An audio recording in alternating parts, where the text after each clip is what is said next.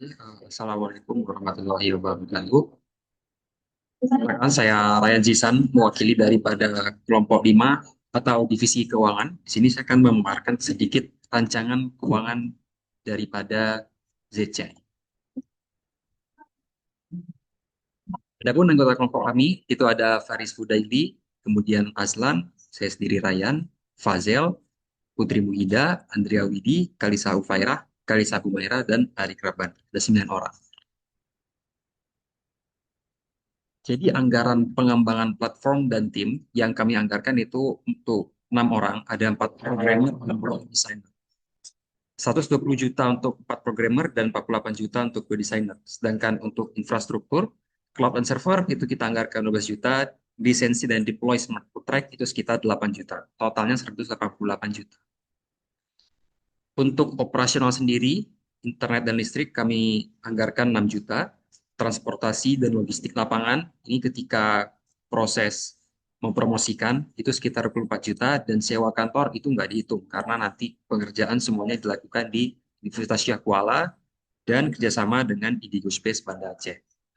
Untuk legalitas dan kepatuhan syariah, berhubung ini adalah produk elektronik, kemudian juga terkait dengan uang masyarakat banyak, perlu 3 hal yang diurus. Pertama, legalitas badan usaha, kemudian Dewan Pengawas Syariah, dan audit syariah dan kepatuhan data. Ini dua-duanya berlaku untuk nasional dan Aceh. Kemudian daripada seluruh cadangan likuiditas, kami sisihkan 10% dari total biaya operasional untuk antisipasi kenaikan biaya. Kira-kira sekitar 25 juta rupiah. Jadi dari total semua itu, total kebutuhan dana kira-kira ada di 283 juta rupiah. Dengan asumsi tadi, 4 programmer dan 2 desainer, pendanaan awal kira-kira 250 juta, sumber pendapatan itu dari fee transaksi, fee mitra, dan hibah. Periode proyeksinya ini kita selama 1 tahun operasional. Ini kita bicara jujur saja, worst case itu bisa saja terjadi kalau donatur aktif 500 orang, dana kelolaannya cuma 500 juta, pendapatan kita cuma 272,5 juta.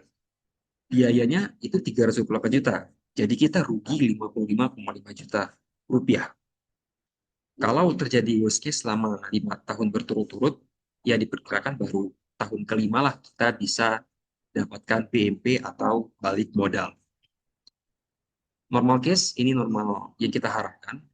Jika kita punya 3.000 donatur aktif dengan dana kelolaan 2 miliar, pendapatan kita 360 juta dan biaya kita 323 juta. Memang laba bersihnya tidak seberapa, tapi dengan ini setidaknya kita bisa balik modal di tahun ketiga.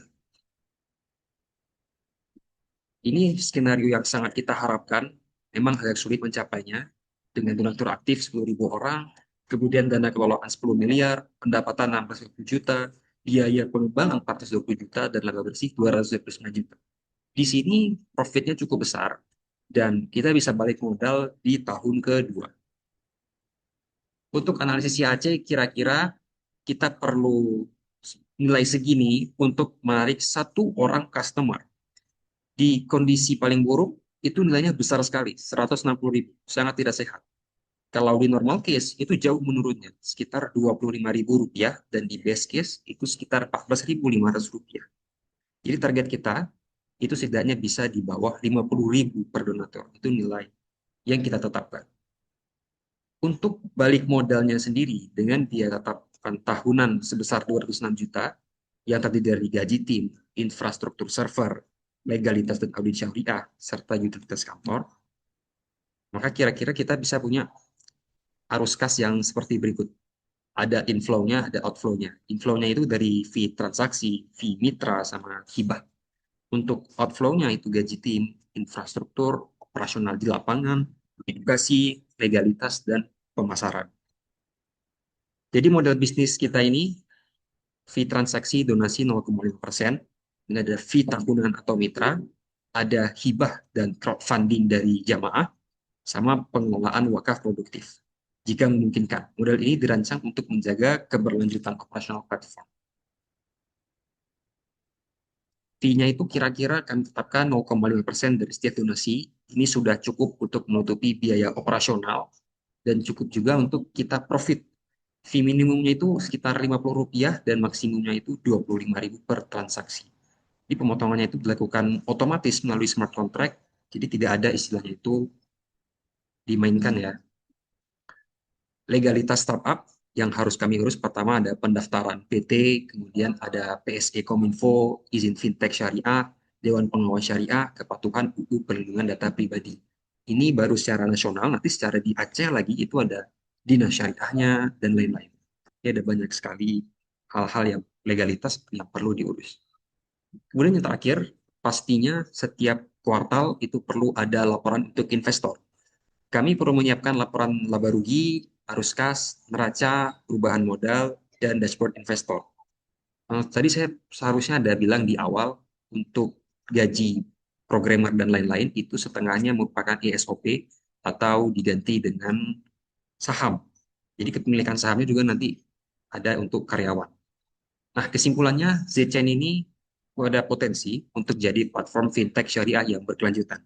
Berdasarkan proyeksi keuangan yang sudah saya bahas tadi, skenario normal dan best case itu menunjukkan kondisi yang kita tuh bisa profit, meskipun dengan fee yang kita ambil cuma 0,5%. Dukungan mitra yang strategis, hibah dari jamaah, dan pertumbuhan jumlah donatur itu jadi faktor utama keberhasilan platform kita. Sekian terima kasih kepada rekan-rekan dan Bapak. Saya Ryan Zisan dari Divisi Keuangan, pamit undur diri. Wassalamualaikum warahmatullahi wabarakatuh.